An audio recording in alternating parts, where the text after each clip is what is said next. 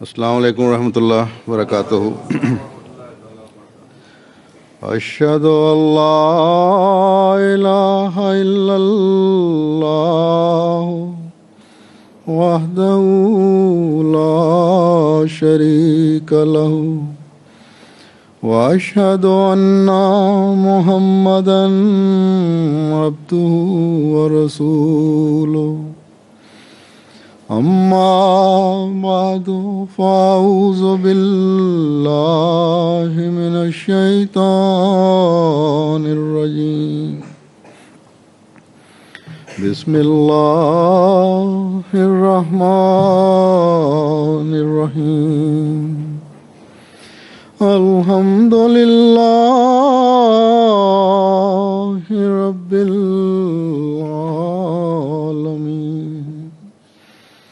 الرحمن الرحیم، مالک یوم الدین۔ ایاک نعبد و ایاک نستعین۔ اهدنا الصراط المستقيم، صراط الذين أنعمت عليهم غير المغضوب عليهم ولا الضالين۔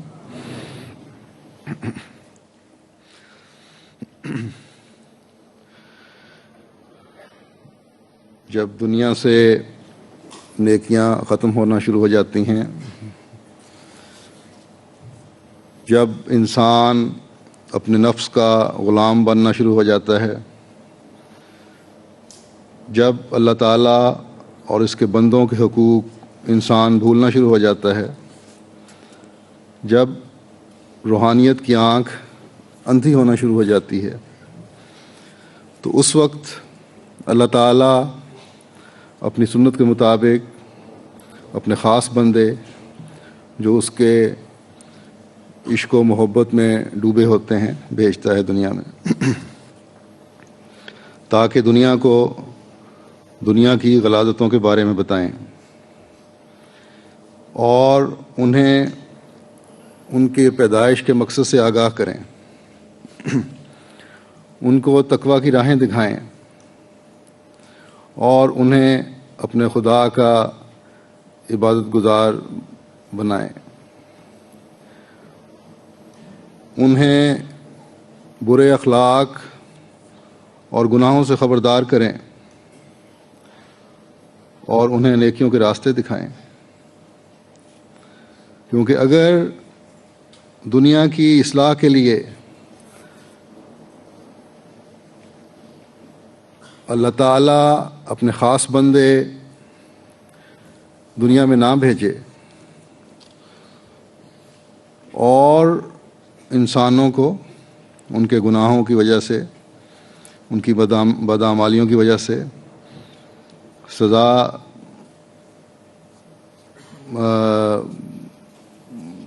دینا شروع کر دے،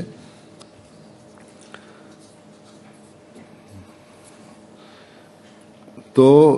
انسان یہ رونا رو سکتا ہے کہ اے اللہ، تو سب سے زیادہ انصاف کرنے والوں سے زیادہ انصاف کرنے والا ہے، تو نے ہماری طرف کوئی سیدھا راستہ دکھانے والا تو بھیجا نہیں اور ہمیں ہمارے گناہوں کی سزا دے رہا ہے۔ تو اس اعتراض کو، اس رونے کو دور کرنے کے لیے مختلف اوقات میں ہر قوم میں اللہ تعالیٰ نے انبیاء بھیجے جو اپنی قوم کو تقویٰ اختیار کرنے اور نیکیوں پر قدم مارنے کی تلقین کرتے رہے، اور پھر شریعت کو کامل کرتے ہوئے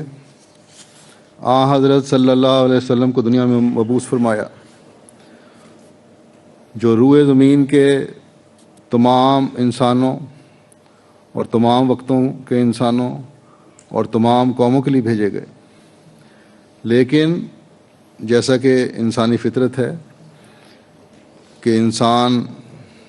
نیکیوں کو، نیک اعمال کو، اللہ کو جلد بھلا دیتا ہے،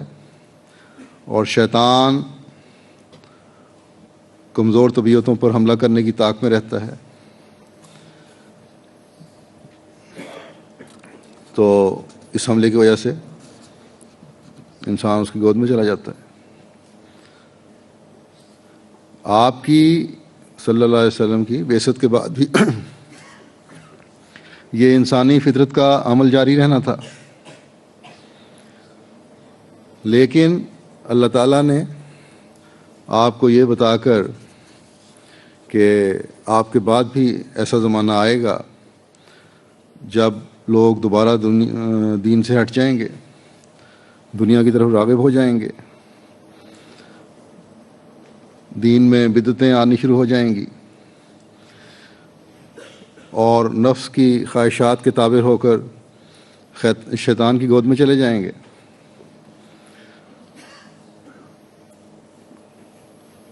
نہ ان کو حقوق اللہ کی ادائیگی کی فکر رہے گی، اور نہ ہی حقوق العباد کی ادائیگی کی فکر رہے گی۔ اللہ تعالیٰ نے اپنے نبی صلی اللہ علیہ وسلم کو یہ علم دینے کے بعد فرمایا، لیکن اے نبی، اپنی امت کے اس حال سے تو مایوس اور غمزدہ نہ ہو۔ تیری امت میں تجدید دین کرنے والے پیدا کرتا رہوں گا، جو اپنے اپنے علاقوں میں پیدا ہوتے رہیں گے، اور میری اس آخری شریعت کو اس کی اصل حالت میں قائم رکھنے کی کوشش کریں گے۔ اور پھر میں آخری زمانے میں تیرا ایک ایسا عاشق صادق پیدا کروں گا جو تیرے دین کی اشاعت کے لیے ہر وقت بے چین اور بے قرار رہے گا، اور وہ میری نصرت و مدد کے ساتھ اسلام کی کھوئی ہوئی تعلیم کو، بھلائی ہوئی تعلیم کو دوبارہ دنیا میں قائم کرے گا، اور اس کی قائم کردہ جماعت تقوی پر قائم رہنے کی کوشش کرتے ہوئے اس کے بعد خلافت سے وابستہ ہو کر اسلام کی اشاعت اور بندوں کو اللہ تعالیٰ کے حضور جھکنے والا بنانے اور نیکیوں اور اعلیٰ اخلاق کو دنیا میں قائم کرنے کے لیے کوشش کرتی رہے گی۔ بس ہم احمدی جو آج دنیا کے قریباً ہر ملک میں موجود ہیں یا اکثر ممالک میں موجود ہیں، ان کو ہمیشہ یہ مد نظر رکھنا چاہیے کہ حضرت صلی اللہ علیہ وسلم کے اس عاشق صادق اور مسیح محمدی کو ماننے کے بعد ہم نے اس مسیح محمدی سے جو عہد کیا ہے اس کو پورا کرنا ہے، اور ہمیشہ اپنے پیدا کرنے والے خدا کو یاد رکھتے ہوئے اس کے حقوق بھی ادا کرنے ہیں، اور اس کے احکامات پر عمل کرتے ہوئے اعلیٰ اخلاق کو بھی اپنانا ہے، تاکہ ان اعلیٰ اخلاق کی وجہ سے لوگوں کے حقوق ادا کرنے والے بھی بنیں، تاکہ پھر اس وجہ سے اللہ تعالیٰ کی رضا حاصل کرتے ہوئے اس کی جنتوں کے وارث بھی بنیں۔ یاد رکھیں، جو عہد کیا جائے اس کو پورا کرنے کی اللہ تعالیٰ اور اس کے رسول صلی اللہ علیہ وسلم نے بڑی اہمیت بتائی ہے۔ اللہ تعالیٰ متقی کی یہ نشانی بتاتا ہے کہ وَالْمُوفُونَ بِعَہْدِهِمْ اِذَا عَاهَدُوا، اور جب عہد کرتے ہیں تو عہد کو پورا کرتے ہیں۔ اور دوسری جگہ اللہ تعالیٰ فرماتا ہے کہ تم جو عہد کرتے ہو اس کی پابندی کرو، ورنہ عہد پورا نہ کرنے کی صورت میں ایک دن تمہیں اس کی جواب دہی کرنی ہوگی، جیسا کہ فرماتا ہے وَأَوْفُوا بِالْعَهْدِ إِنَّ الْعَهْدَ كَانَ مَسْئُولًا، اور اپنے عہد کو پورا کرو کیونکہ ہر عہد کی نسبت یقیناً ایک نہ ایک دن جواب طلبی ہوگی۔ پس جب اللہ تعالیٰ فرماتا ہے کہ جواب طلبی ہوگی تو اللہ تعالیٰ کی طرف سے جواب طلبی ہوگی، اور جب اللہ تعالیٰ کی طرف سے جواب طلبی ہو تو کوئی بہانہ،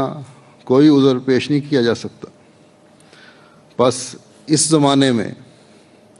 ہر احمدی کہلانے والے نے زمانے کے امام سے جو بیعت کے عہد کا اعلان کیا ہے، یہ اس عہد کا اعلان ہے کہ میں آپ کی جماعت میں شامل ہو کر اپنے اندر پاک تبدیلیاں پیدا کرنے کی کوشش کروں گا، اور اللہ تعالیٰ کی عبادت کا بھی حق ادا کروں گا، اور اعلیٰ اخلاق کو بھی اپنانے کی کوشش کروں گا۔ بس ہر احمدی کے لیے یہ بڑا خوف کا مقام ہے کہ اس عہد بیعت کے بعد بھی اپنے اندر پاک تبدیلیاں پیدا کرنے کی کوشش نہ کرے۔ دوسرے جنہوں نے مسیح موعود کو نہیں مانا وہ تو اس عہد سے باہر ہیں، ان کے دین کی حالت کیا ہے اور اللہ تعالیٰ نے ان کے ساتھ کیا سلوک کرنا ہے وہ تو اللہ تعالیٰ بہتر جانتا ہے۔ لیکن ہم جو احمدی ہیں، اس دعوے کے بعد کہ ہم نے عہد بیعت کیا ہے، پھر اگر اس کو نہیں نبھاتے تو نہ دین کے رہیں گے نہ دنیا کے رہیں گے۔ حضرت صلی اللہ علیہ وسلم فرماتے ہیں کہ جو عہد کا پاس نہیں رکھتا اس کا کوئی دین نہیں۔ بس احمدی ہونے کا دعویٰ بھی ہو، پھر ہم عہد بیعت پر عمل کرنے کی کوشش بھی ایک تڑپ کے ساتھ نہ کریں تو دنیا کی نظر میں تو معتوب ہیں کہ مسیح موعود کو کیوں مانا۔ جو مسیح موعود کو سچا نہیں سمجھتے لوگ، ان کی نظر میں معتوب بن گئے اور عمل نہ کر کے اللہ اور اس کے رسول کی ناراضگی بھی مول لے رہے ہیں اور دین سے بھی خارج ہو رہے ہیں۔ بس ہر احمدی کو چاہیے کہ کوشش کرتے ہوئے ایک درد سے اپنی حالتوں پر غور کرتے ہوئے اللہ تعالیٰ کے حقوق ادا کرنے کی بھی کوشش کریں اور اعلیٰ اخلاق اور نیکیاں اپنانے کی بھی کوشش کریں۔ اللہ تعالیٰ کے حقوق میں سب سے اہم چیز اس کی عبادت ہے۔ بس اپنی عبادتوں کے معیار بلند کرنے کی ہر احمدی کو کوشش کرنی چاہیے، اور عبادتوں کا جو طریق ہم مسلمانوں کو بتایا گیا ہے وہ ہے نمازوں کی ادائیگی اور اس کی حفاظت۔ اللہ تعالیٰ فرماتا ہے حافظوا علی الصلوات والصلاۃ الوسطی، تم تمام نمازوں کی حفاظت کرو اور خصوصاً درمیانی نماز کی۔ اس زمانے میں دنیا کی دوسری مصروفیات اتنی زیادہ ہیں کہ نمازوں کی صحیح طرح حفاظت نہیں ہوتی، اور یہ جو اللہ تعالیٰ کا سب سے بڑا حق ہے وہ انسان ادا نہیں کر سکتا پوری طرح اور نہیں کرتا۔ یاد رکھیں گو یہ عبادت حق ہے اللہ کا، اور اس لیے اللہ تعالیٰ نے انسان کو پیدا فرمایا ہے، لیکن یہ دنیاوی حقوق جو ایک دوسرے کے ادا کیے جاتے ہیں اس طرح کا حق نہیں ہے کہ دوسرے کے حقوق ادا کر رہے ہیں تو اپنی قربانی کر رہے ہیں، بلکہ یہ ایسا حق ہے جس کو ادا کرنے کا فائدہ بھی حق ادا کرنے والے کو ہو رہا ہے۔ جس کا حق ادا کیا جا رہا ہے اس کو بندہ کچھ نہیں دے رہا، نہ ہی کچھ دینے کی طاقت رکھتا ہے. وہ تو مالک ہے ہر چیز کا، اور وہ رب ہے ہمارا، ہماری ضروریات پوری کرنے والا ہے. یہ ذمہ داری لگائی ہے بندے کی کہ کیونکہ میں نے تمہیں پیدا کیا ہے، تمہیں نعمتوں سے نوازا ہے، اس لیے میری عبادت کرو، اور جو نمازیں فرض کی ہیں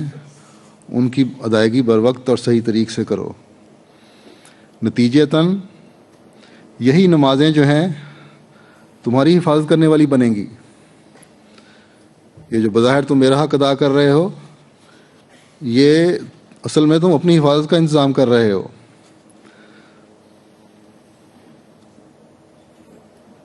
تم اللہ تعالیٰ کی رضا کو حاصل کرنے والے ہوگے، اس کے فضلوں اور انعاموں کے مزید وارث بنو گے شکر گزاری کے طور پر، کیونکہ اللہ تعالیٰ شکر گزاروں کو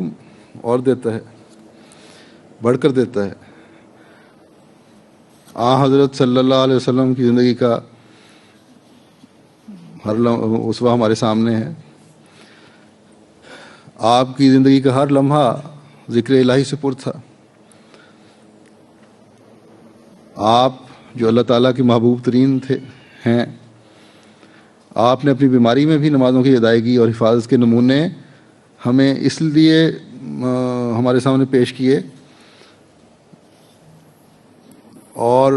اس لیے قائم فرمائے تاکہ ہمیں اس کی اہمیت کا احساس ہوتا رہے. پھر آپ نے ہمیں نصیحت فرماتے ہوئے فرمایا، حضرت ابو ہریرہ رضی اللہ تعالیٰ عنہ سے روایت ہے کہ حضرت صلی اللہ علیہ وسلم نے فرمایا، اگر کسی کے دروازے کے پاس سے نہر گزر رہی ہو اور وہ اس میں 5 بار نہائے تو اس کے جسم پر کوئی میل رہ جائے گی؟ صحابہ نے عرض کیا، یا رسول اللہ، کوئی میل نہیں رہے گی. آپ نے فرمایا، یہی مثال 5 نمازوں کی ہے. اللہ تعالیٰ اس کے ذریعے گناہ معاف کرتا ہے اور کمزوریاں دور کرتا ہے. تو دیکھیں کتنا خوبصورت انداز ہے اس کی اہمیت بتانے کا. فرمایا کہ دروازے کے پاس سے نہر گزر رہی ہے، یہ نہیں کہ نہانے کے لیے کچھ فاصلہ طے کر کے جانا ہے، بلکہ نہر تمہارے دروازے کے پاس ہے، پانی ساتھ سے گزر رہا ہے. بس اللہ تعالیٰ نے بھی تمہیں پاک کرنے کے لیے، تمہاری کمزوریاں دور کرنے کے لیے، تمہارے گناہ معاف کرنے کے لیے ایسا انتظام کر دیا ہے کہ جو تمہارے گھر میں ہی موجود ہے.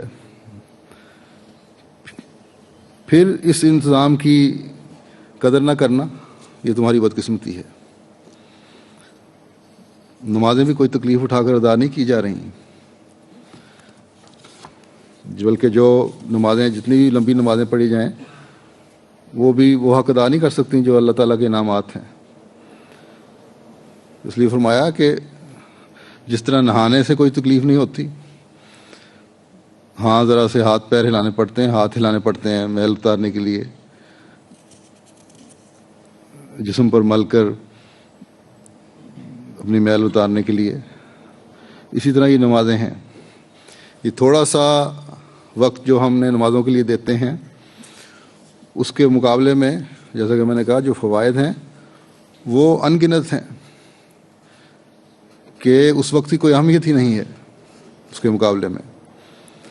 اس لیے یہ بہانے نہ کرو کہ فلاں مصروفیت کی وجہ سے نماز نہ پڑھ سکا یا قضا ہو گئی نماز. اس سے زیادہ سہولت اور کیا ہو سکتی ہے کہ تمہارے گھر کے دروازے تک اس نہر کی اللہ تعالیٰ لے آیا ہے، نہر کو اللہ تعالیٰ لے آیا ہے.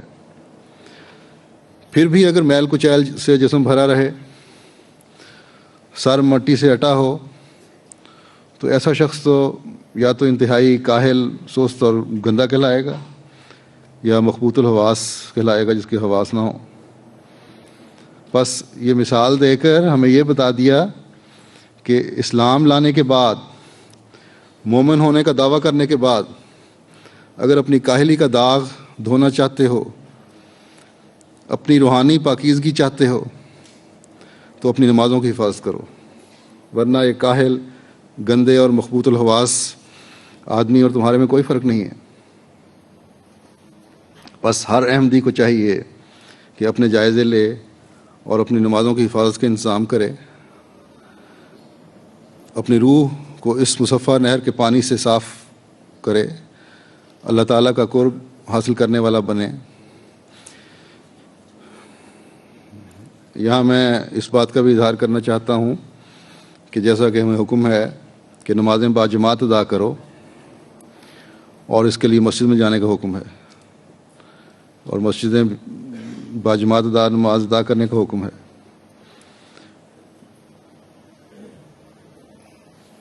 آپ کے ملک میں ہالینڈ میں آج سے 50 سال پہلے ہیگ میں ایک مسجد تعمیر کی گئی تھی، اور گزشتہ دنوں اس کے 50 سال پورے ہونے پر ایک تقریب منعقد کی آپ لوگوں نے، اور ملکہ بھی اس میں تشریف لائیں، اور انتہائی اعلیٰ اخلاق کا مظاہرہ کرتے ہوئے ہماری تعلیم اور روایات کا انہوں نے پورا خیال رکھا۔ یعنی ان کو پہلے بتا دیا گیا تھا پروٹوکول ان کے افسر کو کہ مردوں سے مصافحہ نہیں کرنا، اور نہیں کیا انہوں نے۔ جوتے اتار کر مسجد میں جانا ہے۔ عموماً یہ لوگ جوتی کے اوپر ہی غلاف سے چڑھا لیتے ہیں، لیکن وہ اتار کے گئیں۔ اس سے یہاں کے اخباروں نے اچھے تاثر کا بھی اظہار کیا، بڑوں نے کئی نے تعریف کی، اور جو شدت پسند ہیں انہوں نے ڈھکے چھپے الفاظ میں طنز کرنے کی کوشش بھی کی، لیکن بہرحال جماعت کو ایک اچھی کوریج اس وجہ سے میڈیا میں ملی، ٹی وی، اخباروں وغیرہ میں کافی خبر چھپی۔ تو اب اس ایک مسجد کے 50 سال پورے ہونے پر آپ کو خوش ہو کر بیٹھ نہیں جانا چاہیے۔ جب یہ مسجد یہاں تعمیر کی گئی تھی تو اس وقت یہاں جماعت کی تعداد چند افراد تھی۔ اب اللہ تعالیٰ کے فضل سے آپ سینکڑوں میں ہیں، اور انشاءاللہ ہزاروں سے اوپر چلے جائیں گے۔ یہاں کے مقامی لوگ بھی احمدیت میں شامل ہوئے ہیں۔ اللہ تعالیٰ کے فضل سے جماعت بڑھ رہی ہے۔ اب آپ کو چاہیے کہ فوری طور پر ایک اور شہر میں جہاں جماعت کی تعداد کچھ ہے، باقاعدہ مسجد کی پلاننگ کریں، اس موقع سے فائدہ اٹھائیں۔ شاید اس وجہ سے ابھی تازہ یہ ہے موقع، مسجد کے زمین کے پلاٹ کے حصول کے لیے اور تعمیر کے لیے آسانی پیدا ہو سکے۔ خدا کرے کہ ہو جائے، لیکن آپ کو کوشش کرنی چاہیے۔ پھر اس کے ساتھ تبلیغ میں بھی تیزی پیدا ہوگی، اور تیزی پیدا کرنی چاہیے آپ لوگوں کو۔ آج کل جو میڈیا کے ذریعے سے تعارف پیدا ہوا ہے، اس سے بہترین رنگ میں فائدہ اٹھانے کی کوشش کریں۔ جن اخباروں نے ڈھکے چھپے لفظوں میں ملکہ کے اس عمل پر اعتراض کیا ہے یا اسلام پر اعتراض کرتے ہیں، ان کو خطوط لکھیں، نوجوان بھی اور دوسرے بھی، ملکہ کے اعلیٰ اخلاق اور وسعت حوصلہ کی داد دیں، تعریف کریں، اسلام کی تعلیم کے بارے میں خطوط لکھیں، مختلف طبقوں تک پیغام پہنچانے کا انتظام کریں۔ یہ کام جلدی اور ایک جوش کے ساتھ کریں گے تو اس کا فائدہ ہوگا۔ اس ملک میں بھی اسلام کے بارے میں بڑا غلط تاثر پایا جاتا ہے، اور ایک طبقے کا اسلام کے بارے میں بڑا سخت رویہ ہے۔ اب مسلسل اس تاثر کو دھونے کی کوشش کرنی چاہیے، لیکن جیسا کہ میں ہمیشہ کہتا رہا ہوں، اور یہی ہمیں اللہ تعالیٰ اور رسول صلی اللہ علیہ وسلم نے بتایا ہے، حکم دیا ہے کہ اللہ تعالیٰ کی مدد مانگتے ہوئے، اس کی عبادت کے اعلیٰ معیار قائم کرتے ہوئے، اور اپنے اعلیٰ اخلاق کے نمونے اپنے ماحول میں قائم کرتے ہوئے یہ پیغام پہنچائیں گے، یہ کام کریں گے، تو اللہ تعالیٰ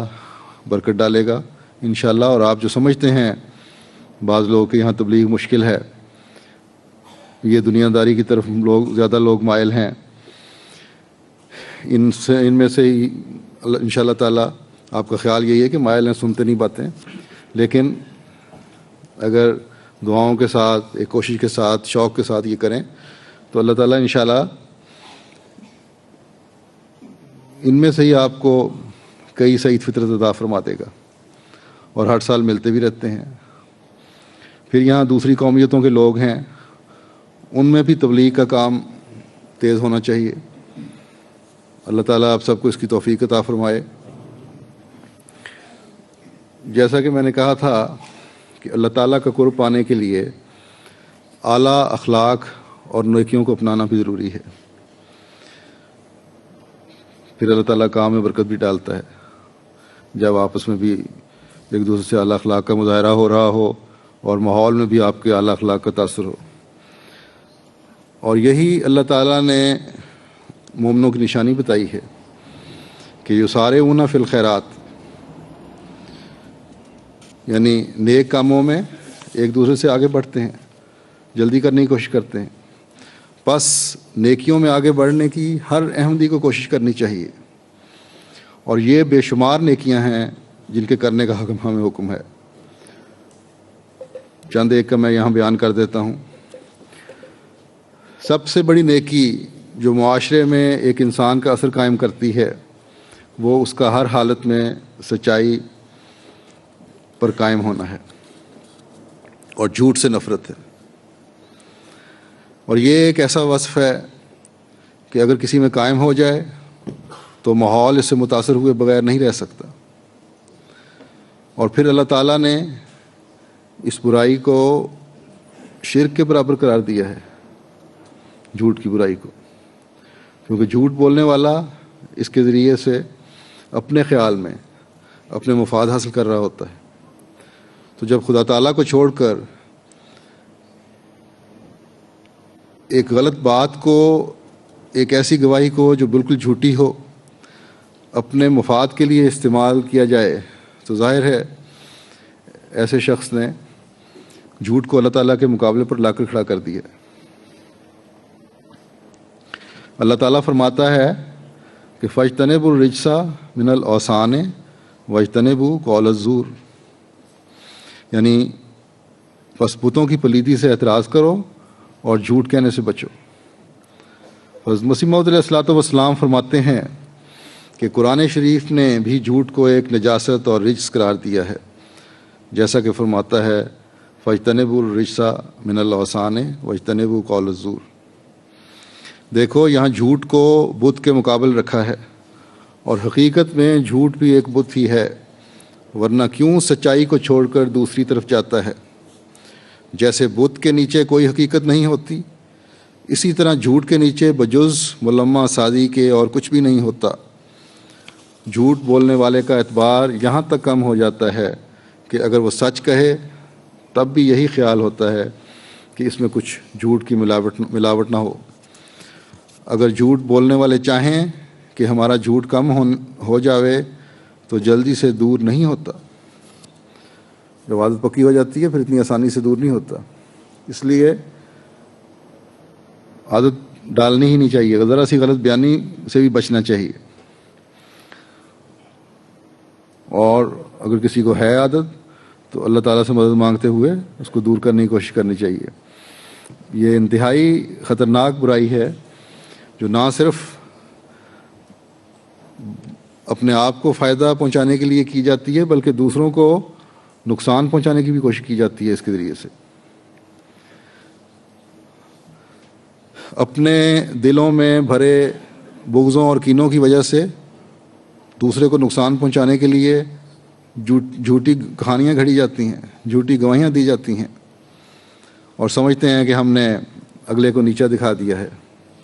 اس کا حشر یہ کر دیا اور وہ کر دیا کہ یاد رکھے گا. تو یہ سوچتے ہی نہیں کہ اس جھوٹ کی وجہ سے ایک ایسے گناہ کے مرتکب ہو رہے ہیں جو شرک کے برابر ہے، اور اللہ تعالیٰ نے مشرک کے لیے بڑی سخت سزا رکھی ہے. بس اس برائی کو معاشرے سے ختم کرنے کے لیے مردوں کو اور عورتوں کو یکساں کوشش کرنی چاہیے، ورنہ ہم بھی ان لوگوں میں شمار ہوں گے جن کا ظاہر کچھ اور ہوتا ہے اور باطن کچھ اور ہوتا ہے۔ نعرہ تو ہم یہ لگا رہے ہوں گے کہ ہم نے اس زمانے کے امام کو مان لیا ہے اور اللہ تعالیٰ کی رضا حاصل کرنے والوں میں شمار ہمارا ہونے لگا ہے، لیکن ہماری قدم قدم پر غلط بیانیاں، اپنے مفاد حاصل کرنے کے لیے ذرا سی بات پر جھوٹ ہمیں اللہ تعالیٰ سے دور کر رہا ہوگا۔ اللہ تعالیٰ ہر احمدی کو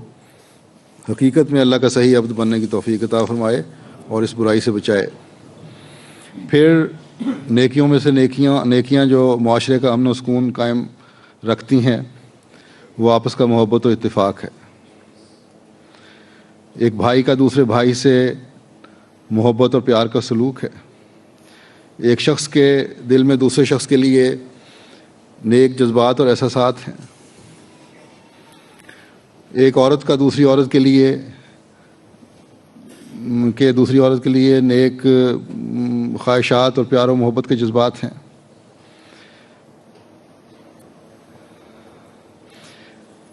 ایک دوسرے کے لیے ہر احمدی کے دل میں نیک جذبات ہونے چاہیے۔ ہر وقت یہ کوشش کرنی چاہیے کہ جیسے بھی حالات ہوں میری طرف سے دوسرے کو کوئی تکلیف نہ پہنچے۔ ہمیشہ آن حضرت صلی اللہ علیہ وسلم کا یہ ارشاد پیش نظر رہنا چاہیے کہ کوئی شخص اس وقت تک مومن نہیں ہو سکتا جب تک وہ دوسرے کے لیے بھی وہی چیز پسند نہیں کرتا جو اپنے لیے پسند کرتا ہے۔ یعنی کبھی کسی احمدی کے دل میں یہ خیال نہ آئے کہ میں اپنے آرام کی خاطر، اپنی سہولت کی خاطر اپنے بھائی کو دکھ پہنچاؤں یا اس کو تکلیف دوں۔ اگر ہر احمدی اس سوچ کے ساتھ اپنی زندگی گزارے کہ میرے بھائی کے میرے پر حقوق ہیں، تو کبھی دنیا میں فساد اور لڑائی اور جھگڑے اور بدزنیاں پیدا نہیں ہو سکتی، یا کم از کم جماعت احمدیہ کی جو دنیا ہے اس میں کوئی فساد اور جھگڑے اور لڑائیاں نہیں ہو سکتی۔ ہر وقت یہ سوچ ہو کہ ہمیں اللہ تعالیٰ نے موقع دیا ہے کہ ہم اس کے پیارے نبی صلی اللہ علیہ وسلم کے عاشق صادق کی جماعت میں شامل ہوئے ہیں، اور اس طرح اللہ تعالیٰ کی رضا کو حاصل کرنے کی کوشش کرنے والے ہیں، تو اللہ تعالیٰ ایسے نیک اور پاک جذبات کی قدر کرتا ہے اور اپنی شفقت اور پیار اور رضا کی چادر میں لپیٹ کر اپنے بندوں کو پھر انعامات سے نوازتا ہے۔ حضرت ابو ہریرہ بیان کرتے ہیں کہ حضرت صلی اللہ علیہ وسلم نے فرمایا کہ اللہ تعالیٰ قیامت کے دن فرمائے گا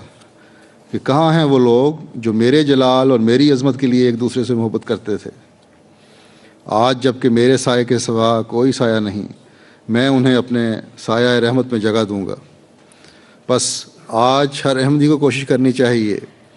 کہ کسی کو نقصان پہنچانا تو ایک طرف، اس کا خیال بھی دل میں نہ لائے، اور اللہ تعالیٰ کی رضا کے لیے ایک دوسرے سے محبت میں آگے بڑھنے کی کوشش کریں۔ جب ہم میں سے ہر ایک کی یہ حالت ہو جائے گی کہ ہم اللہ تعالیٰ کی عبادت خالص اس کی رضا حاصل کرنے کے لیے کرنے والے ہوں گے، اور اللہ تعالیٰ کی مخلوق سے حسن سلوک اور اعلیٰ اخلاق کا اظہار اللہ تعالیٰ کی رضا حاصل کرنے کے لیے کرنے والے ہوں گے، تو یقیناً اللہ تعالیٰ بھی اپنے وعدے کے مطابق ہمیں اپنے سایہ رحمت میں جگہ دے گا۔ بس ہر احمدی کو ہر وقت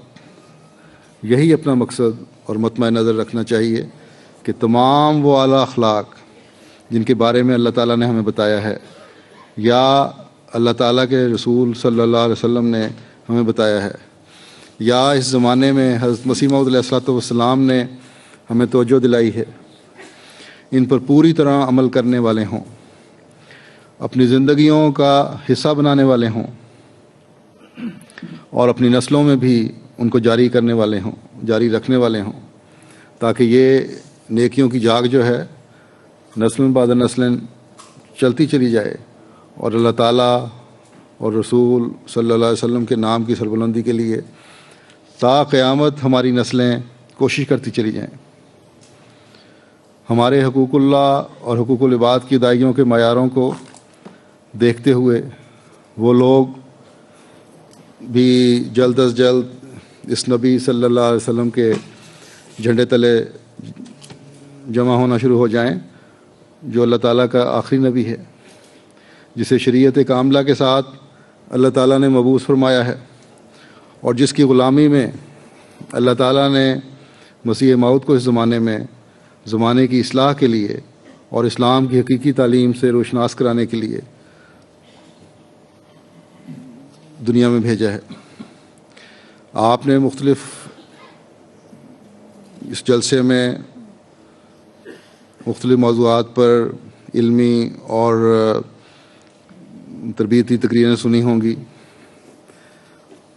ان کو اپنی زندگیوں کا حصہ بنائیں۔ یہی اس جلسے کا مقصد ہے، اور یہیں آپ کے یہاں بیٹھنے کا مقصد ہونا چاہیے۔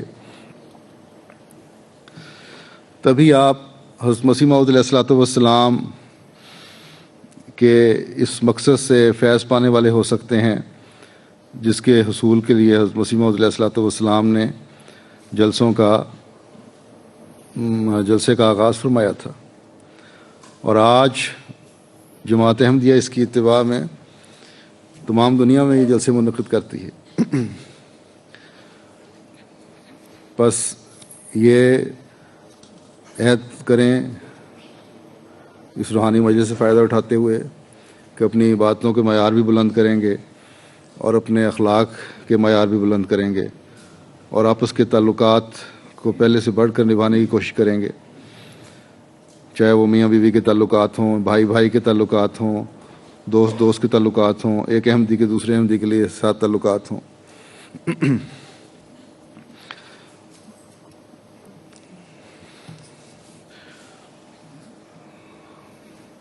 ہمیشہ یہ پیش نظر رکھیں کہ ہم نے ہر لمحہ تقویٰ کو مد نظر رکھنا ہے، تقویٰ میں بڑھنا ہے، عبادتوں میں ترقی کرنی ہے،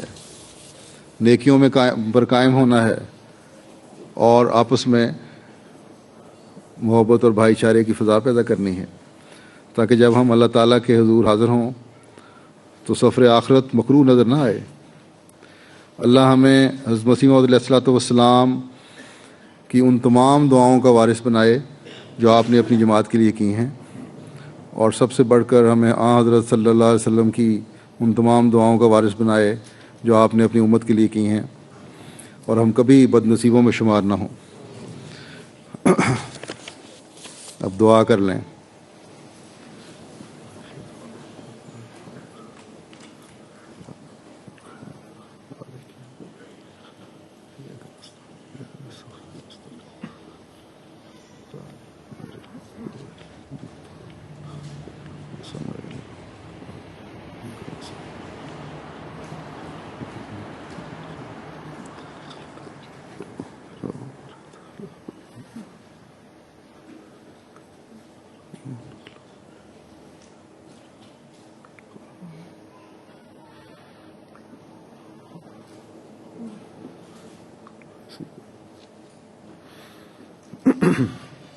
آمین۔